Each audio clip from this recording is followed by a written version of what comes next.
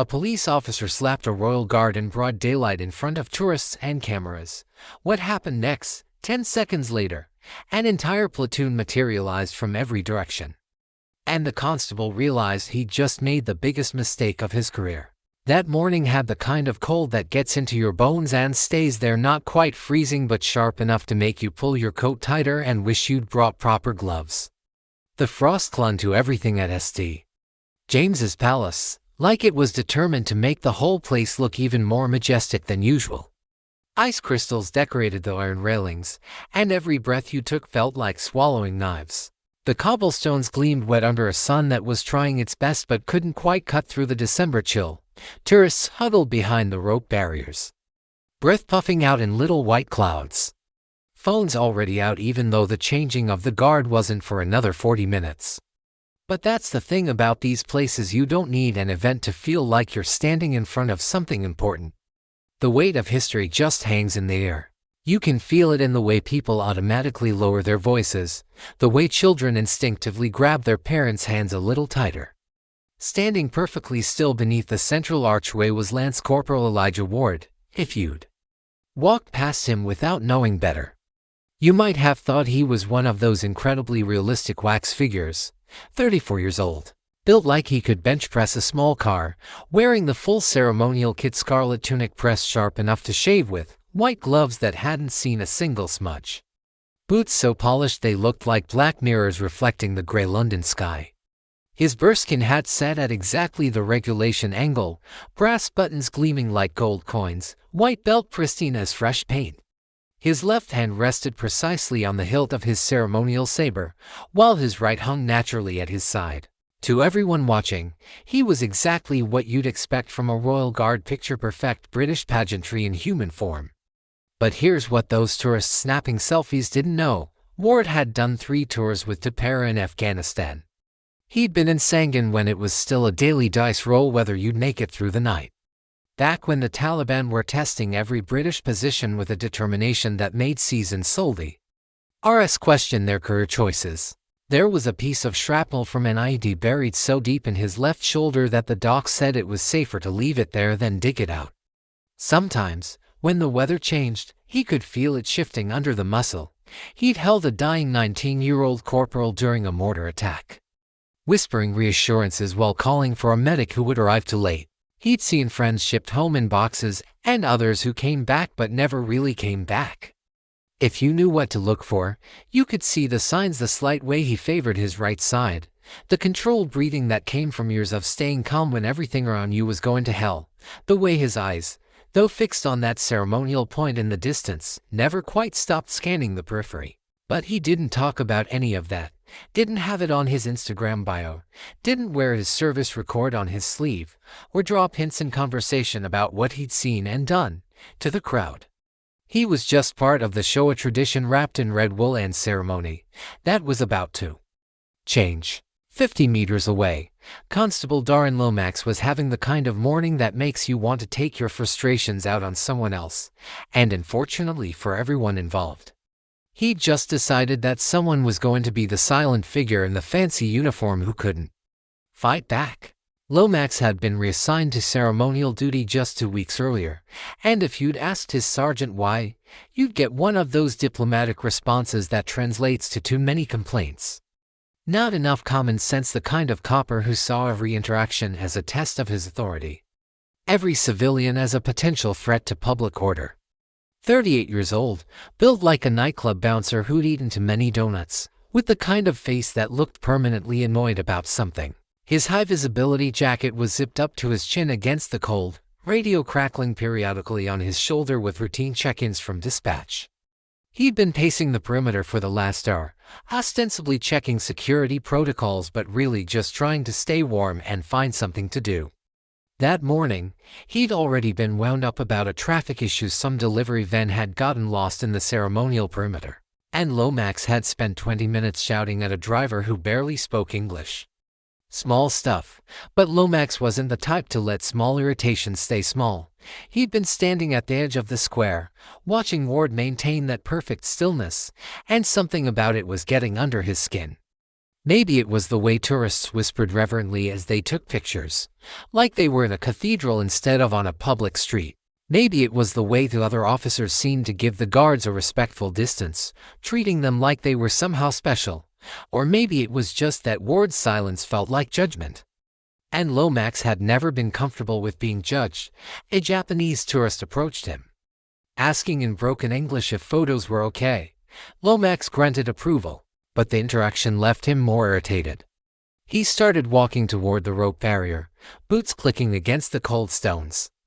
A few tourists glanced his way. The high-visibility jacket and official bearing made people instinctively step aside. But instead of stopping at the perimeter like he should have, Lomax lifted the rope and ducked under. Now he was in ceremonial space, where he definitely wasn't supposed to be. A murmur went through the crowd, confused curiosity when someone does something that doesn't quite seem right. He walked right up to Ward and stopped, close enough that any normal person would have acknowledged him, close enough that their conversation would be private if Ward had been inclined to have one. But Ward didn't move, didn't blink, didn't even seem to register that someone was standing 3 feet away, staring at him. "Constable Lomax, Metropolitan Police," he announced, holding up his warrant card like it was some kind of magic talisman. "Need you to shift about 2 meters to your left. We've got a vehicle coming through, and you're blocking the access route." Nothing. Ward kept staring at that fixed point somewhere in the middle distance, a spot that might as well have been on the other side of the world for all the attention he paid to the man standing in front of him. Lomax frowned. "You hear me? Still nothing. Not even a flutter of the eyelids. Come on, mate. Don't make this difficult." From behind the barrier, a tourist's voice carried over. "He's not allowed to move, is he?" The question was directed at her companion but spoken loud enough for everyone nearby to hear. "That's the whole point," came the response. "They're like statues, famous for it." Lomax's jaw tightened. Being corrected by civilians was exactly the kind of thing that pushed his buttons, especially when those civilians were treating him like he was the one who didn't understand the situation. He leaned slightly closer to Ward, close enough that he could see the individual threads in the red wool of his tunic. "Look, I'm not asking you to break into song and dance. Just step aside for 5 minutes so we can sort this delivery out." Ward remained perfectly still. If anything, his posture seemed to get straighter, more precise, like he was demonstrating exactly what immovable looked like. To Lomax, it felt like being ignored. And if there was one thing he couldn't stand, it was being ignored by someone he saw as beneath him in the food chain.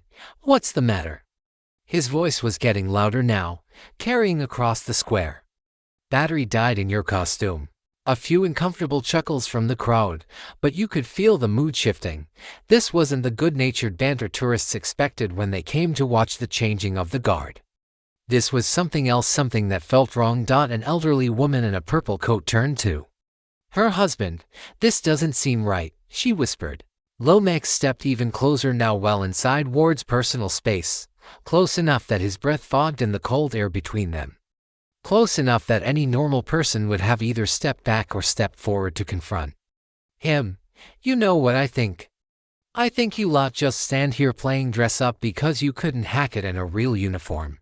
Still nothing from Ward, but if you were watching carefully, if you knew what to look for, you might have noticed his left hand, the one resting on his saber hilt, tense slightly before relaxing back to its proper position, a micro-movement that spoke of tremendous self-control.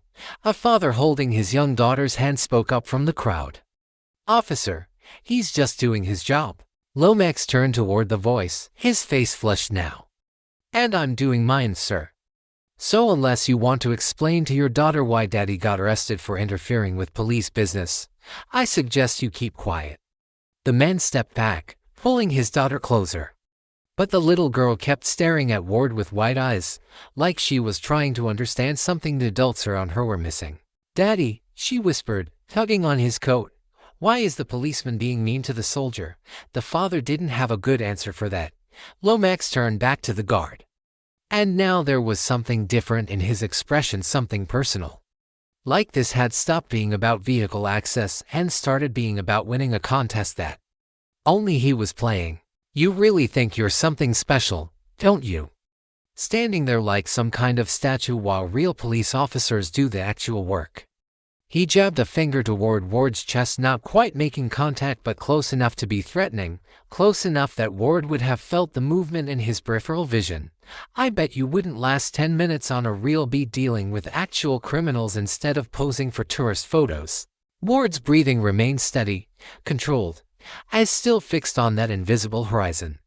But something in the set of his shoulders suggested that he was hearing every word and choosing not to respond to any of it, which only made Lomax angrier. A teenage girl in the crowd was recording now. Sensing something significant was happening. "You know what? I don't think you can even hear me," Lomax said, his voice rising. "I think you're so far up your own ass with this ceremonial nonsense that you've forgotten you're supposed to be a hum." And the crowd had gone completely quiet. Even the tour guide had stopped mid-sentence. Phones were recording, but no one was laughing anymore. Lomax took one more step forward, close enough now that he was almost touching Ward's ceremonial breastplate, close enough that Ward could probably smell his aftershave. "What happens if I do this?" And with an open palm, he slapped Ward across the right side of his face. The sound cracked through the morning air like a gunshot, sharp, definitive, irreversible. Gasps erupted from the crowd. A woman's voice cried out, "Oh my God!" Someone else shouted, "You can't do that." A child started crying somewhere behind the barriers, but Ward didn't flinch. Didn't step back, didn't even blink. He absorbed the blow like it was nothing more than a gust of wind, his head moving slightly with impact before returning to its original position. His expression didn't change. His posture remained perfect. His gaze never wavered from that fixed point in the distance. It was as if he'd been struck by a ghost. The red mark on his cheek was clearly visible now, a handprint against his pale skin, but he gave no sign that he'd felt it, no indication that anything had happened at all. Lomax stood there, hands still raised, breathing hard. For a moment, he looked almost surprised by what he'd done, like he'd crossed a line he hadn't meant to cross, gone further than he'd intended. But Ward's lack of reaction seemed to embolden him. "See," he said, his voice shaky but trying to sound triumphant. "Nothing. Just a walking mannequin in fancy dress." But the crowd's reaction told a different story. The gasps had turned to angry murmurs. People were looking at Lomax like he'd just kicked a dog or knocked an ice cream out of a child's hand. A child's voice, high and confused, cut through the tension. "Mommy, why did that man hit the soldier?" The mother, a woman in her 30s with kind eyes and a Yorkshire accent, looked down at her son with an expression of barely controlled fury. "Because," she said, loud enough for everyone nearby to hear, "some people don't understand respect." For 10 seconds, nobody moved. Not Lomax. Not the tourists. Not even the pigeons that usually scattered at the first sign of commotion. The silence stretched like a hell breath. Then dashed boots. Not one pair, many pairs. And they were coming fast. The first thing you noticed was the rhythm, not the chaotic scrambling of people running to help, but the measured, precise cadence of soldiers moving with purpose, boot heels striking cobblestones in perfect synchronization, getting louder by the second. It started as a distant rumble, like thunder approaching from far away, but within moments, you could distinguish individual footsteps, separate rhythms coming from different directions. The tourists looked around in confusion, trying to locate the source of the sound. Then they saw them. From the eastern archway, 4 guards in full ceremonial dress emerged in formation, scarlet tunics, white belts, rifles at the slope. They moved like they'd been waiting for this exact moment their entire careers. Like they'd rehearsed this response 1,000 times, from the stable entrance to mounted cavalry appeared, horses snorting, riders straight as arrows, sabers glinting in the morning sun. And from the south gate, a detail of Royal Military Police cut through the square with the kind of quiet efficiency that makes you realize you've seriously underestimated who you're dealing with. Green armbands, serious faces, moving with purpose that needed no explanation. 10 seconds, that's all it took for Constable Lomax to go from aggressor to completely surrounded. But this wasn't a mob. This wasn't vigilante justice. This was the British Army reminding someone what happens when you lay hands on one of their own. The ceremonial guards formed a perfect semicircle around Ward, and Lomax not quite close enough to be reiterating but close enough to make it clear that the situation had fundamentally changed. Their faces were expressionless, but their presence spoke volumes.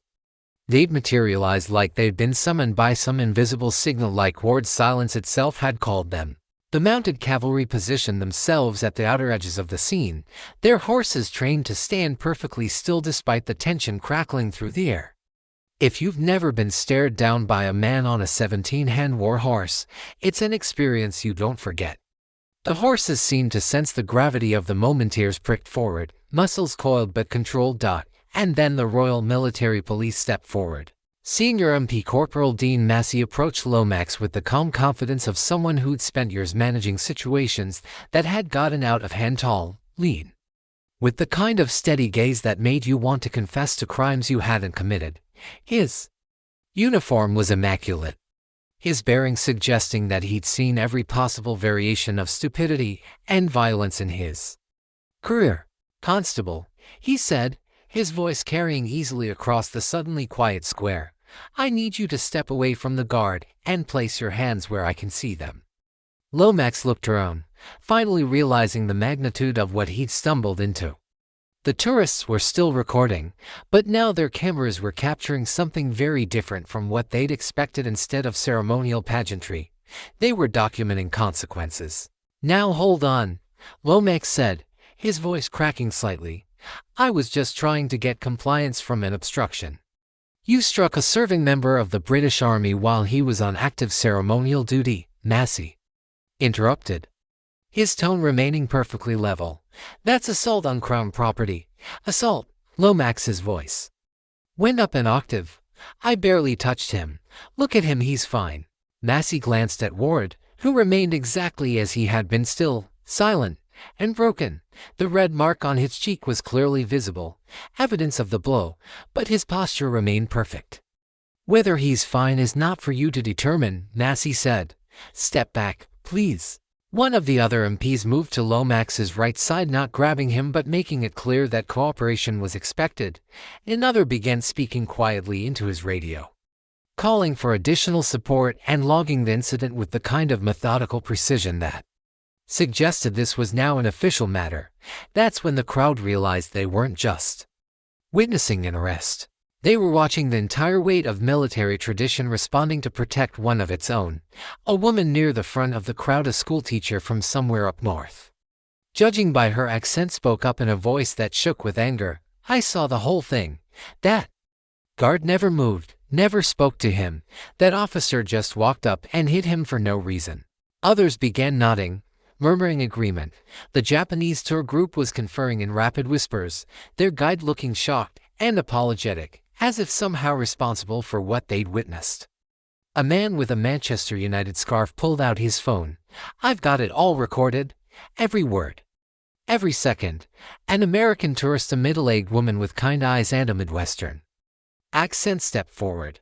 "Officer, I don't know what your laws are, but where I come from, that's called unprovoked assault." The statements came freely, and prompted not because anyone had asked for them, but because people who'd witnessed something fundamentally wrong felt compelled to speak up. The crowd had transformed from passive observers into active witnesses, each person suddenly feeling a personal responsibility to ensure justice was done. Lomax was beginning to understand that his version of events, that he'd been dealing with an uncooperative subject who needed to be brought into line, wasn't going to find much support among the people who'd actually watched what happened. That's when a new figure entered the scene, and suddenly everyone's attention sharpened even further.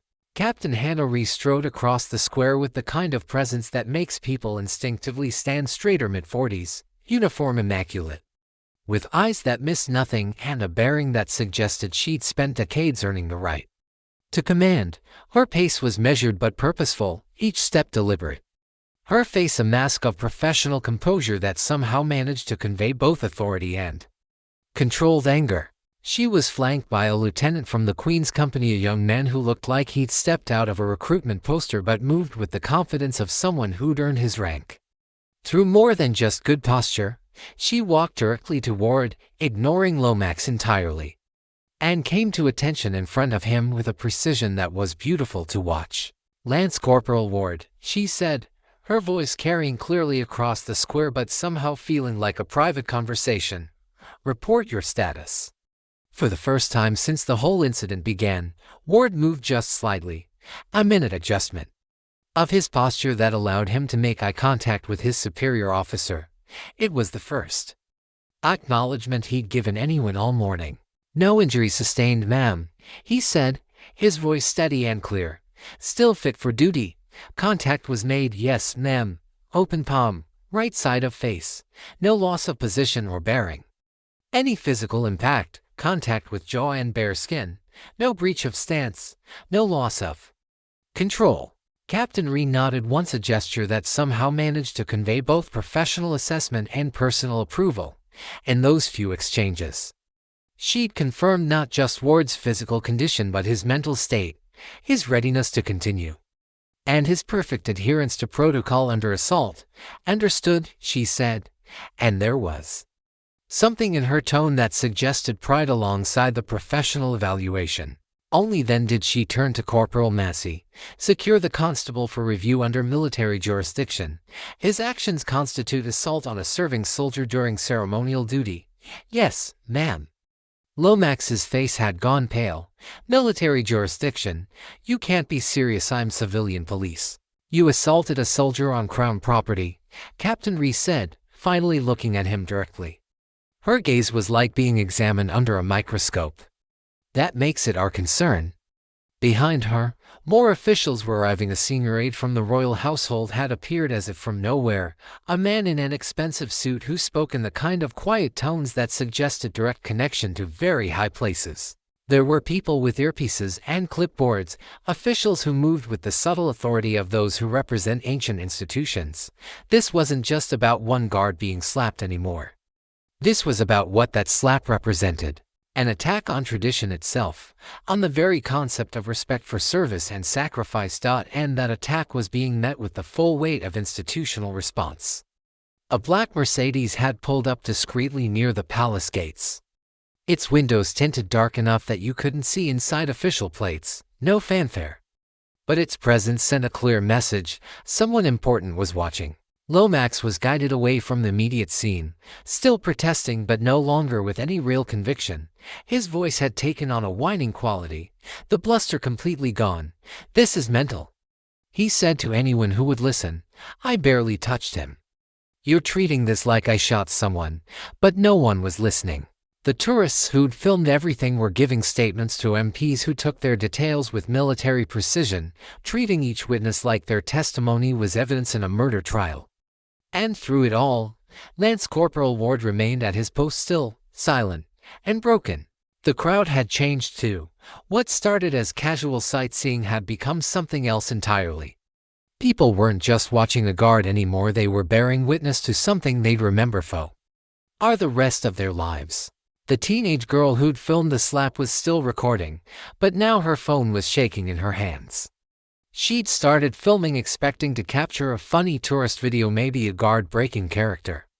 Instead, she'd documented something profound. A father crouched down beside his young son, the same boy who'd asked why the policeman had hit the soldier.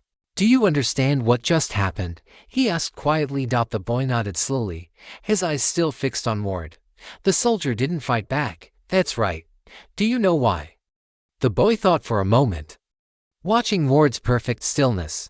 "Because he's stronger than the mean man." His father smiled, feeling his throat tighten with unexpected emotion. "Exactly right." And in that moment, everyone present, tourists and officials, civilians and soldiers, understood that they'd witnessed something profound, not just an incident, but a lesson in what real strength looks like.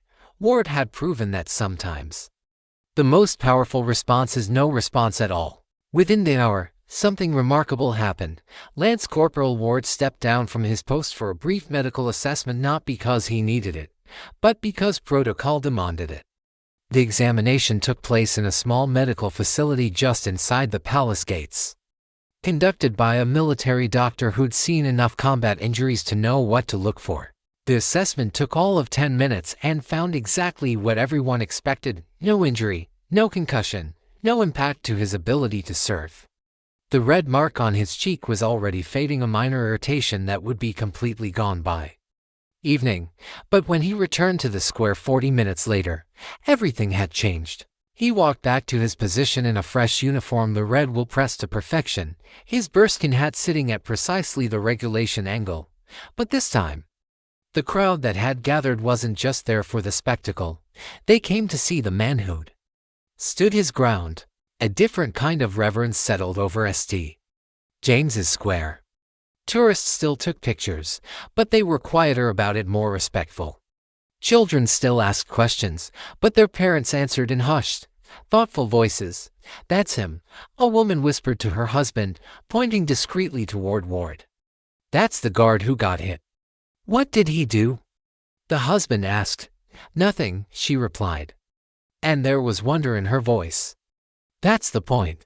The elderly American couple who'd been sharing coffee earlier approached the barrier, the woman carrying a small bouquet of flowers she'd apparently purchased from a nearby vendor. "Excuse me," she said to one of the stewards, "is there any way to give these to the guard, to thank him?"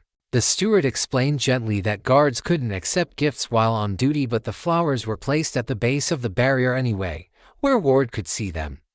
Within an hour, they were joined by others, a child's drawing of a soldier, a small British flag, a handwritten note that simply said, "Thank you for your service." Ward resumed his position as if the morning's events had never happened. Same perfect posture, same fixed gaze, same unshakable presence. But now, everyone watching understood what that stillness represented. It wasn't just ceremony. It wasn't just tradition. It was strength, pure, distilled, unbreakable strength. The kind that doesn't need to prove itself because it simply is. As the afternoon wore on and the crowd gradually dispersed, people left St. James's Square carrying something they hadn't expected to find, not just photos or memories of a tourist attraction, but a story about dignity under pressure, about choosing composure over conflict, about the difference between making noise and making a statement. The teenage girl who'd filmed everything posted the video online that evening with a simple caption. Constable Darren Lomax learned that difference the hard way. By the end of the day, he was facing disciplinary action, possible criminal charges, and the kind of career-ending scrutiny that comes from forgetting where you are and who you're dealing with. His assault on a serving soldier was captured from multiple angles, witnessed by dozens of people, and would follow him for the rest of his career. But Lance Corporal Elijah Ward, he just kept standing, still as stone, strong as steel, silent as the centuries of tradition he represented, and in that silence, he'd said more than 1,000 words ever could. The flowers at his post grew throughout the week, small tokens from visitors who'd heard the story. Understood they'd witnessed something rare. So here's the question that matters. When someone tries to provoke you, tries to make you break, tries to drag you down to their level, what's the stronger choice? Fighting back or refusing to be moved? In our world of instant reactions and social media explosions, is there still power in choosing silence over spectacle? This story showed you something about real strength, about what it means to stand your ground without throwing a punch. Your next Royal Guard story is waiting right there on your screen. Click it. And we'll see you tomorrow with another moment that proves the same truth over and over again. Real strength doesn't announce itself. It simply stands, and when it does, even the loudest voices in the world discover they have nothing left to say.